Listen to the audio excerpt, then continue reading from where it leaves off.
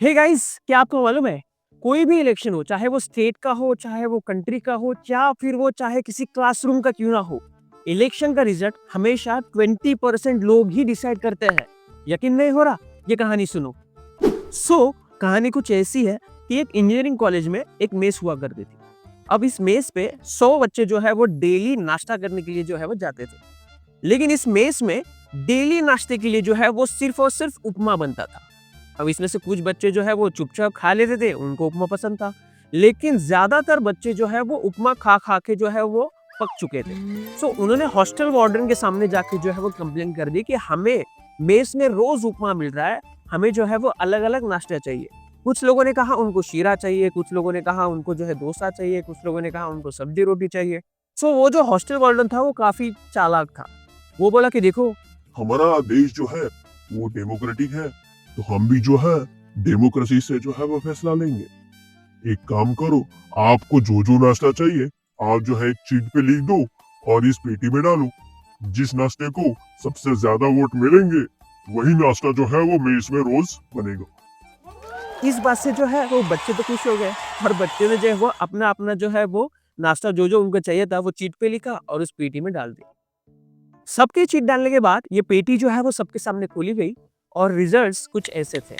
इसमें से 10 लोगों ने कहा उनको सब्जी रोटी चाहिए, 10 लोगों ने कहा इनको पोहा चाहिए, 12 लोगों ने कहा इनको इडली डोसा चाहिए, 14 लोगों ने कहा इनको पूरी सब्जी चाहिए, 16 लोगों ने कहा कि इनको जो है वो डेली अलग अलग नाश्ता चाहिए और 18 लोगों ने कहा कि इनको जो है वो मिसल चाहिए।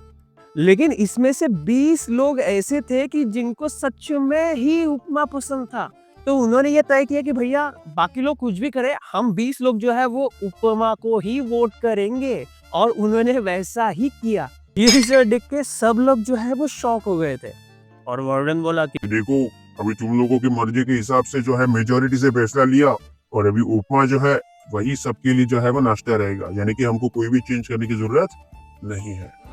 फिर सारे बच्चे जो है वो रिग्रेट करने लगे, यार हमने शायद एकजुट मिलकर जो है वो इसको वोट किया होता, उसको वोट किया होता, ऐसा वैसा वैसा।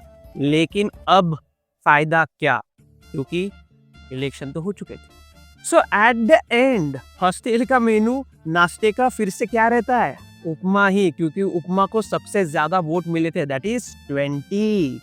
तो moral of the story guys, ये 20% लोग या 20 लोग ही जो है जो एक मुद्दे पे ठाम रहते हैं, एकजुट होकर जो है वो किसी चीज को वोट करते हैं या किसी पार्टी को वोट करते हैं, वही party at the end election में जो है वो गवर्नमेंट फॉर्म करती है।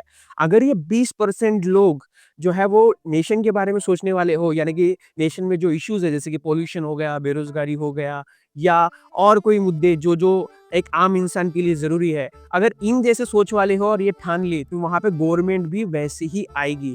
लेकिन अगर ये 20% लोग एक्सट्रीमिस्ट सोच वाले होंगे, जो कास्टिज्म या धर्म के मुद्दे पे लड़ने वाले होंगे, किसी एक धर्म से चुनने वाले होंगे, तो वहां पे हम सबको वैसे ही गवर्नमेंट जो है वो मिलती है। मुझे लगता है मुझे और कुछ बताने की जरूरत है। हमेशा अगर वोट कर रहे हो तो सही ग्रुप का हिस्सा बनो और सही गवर्नमेंट को जो है वो वोट करो। होप आपको ये स्टोरी पसंद आई होगी। तो मुझे भी मेरे चैनल के लिए वही 20% लोग चाहिए जिनको ये स्टोरी पसंद आई हो और वो मेरे इस कंटेंट को पसंद करते हो। अगर आप 20% लोगों को ये स्टोरी पसंद आ रही है, मेरा कंटेंट पसंद आ रहा है, तो प्लीज सब्सक्राइब कर दो, लाइक कर दो एंड कमेंट कर दो नीचे, ताकि बाकी 80% लोगों तक मैं ये जो है वो स्टोरी पहुंचा सकूं, ऐसा कंटेंट जो है वो पहुंचा सकूं। मिलते हैं अगली स्टोरी में, तब तक के लिए बाय बाय, जय हिंद।